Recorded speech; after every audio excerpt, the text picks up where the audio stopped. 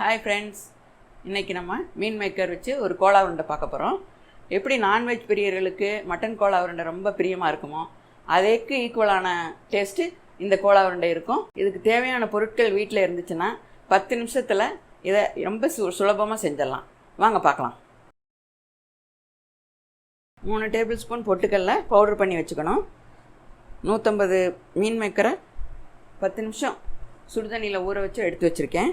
புளிஞ்சிட்டு தேங்காய் 3 table spoon, 5 பச்சை மிளகா, சோம்பு 1 டீஸ்பூன், சீரகம் 1 டீஸ்பூன், இஞ்சி பூண்டு பேஸ்ட் 1 டீஸ்பூன், உப்பு தேவையான அளவு. சோம்பு, சீரகம், இஞ்சி பூண்டு பேஸ்ட், தேங்காய் தேவையான அளவு, உப்பு, மீன் மேக்கர் எல்லாத்தையும் ரவை பதத்தில் அரைச்சிட்டு வந்துடலாம்.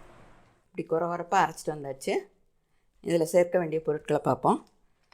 கரம் மசாலா, மஞ்சத்தூள், வெங்காயம் நைஸாக கட் பண்ணது, மல்லித்தலை, பொட்டுக்கடலை மாவு ஒரு 1.5 ஸ்பூன். இது பைண்டிங் தான், தேவையான அளவு போட்டுக்கலாம். இது இப்போ பிசைஞ்சிடலாம். இப்போ நம்ம தேவையான பொருட்கள்லாம் இதில் நல்லா பிசைஞ்சிட்டு உருட்டி இந்தமாரி கோலா உருண்டைகளாக உருட்டி வச்சாச்சு. ஒரு பக்கம் எண்ணெய் காஞ்சிட்ருக்கு, அடுத்து ஃப்ரை பண்ணிடலாம். எண்ணெய் நல்லா காஞ்சிடுச்சு, ஃப்ரை பண்ணுவோம். கொஞ்சம் நல்லா வெந்த பிறகு அதுக்கப்புறம் திருப்பி விடலாம்.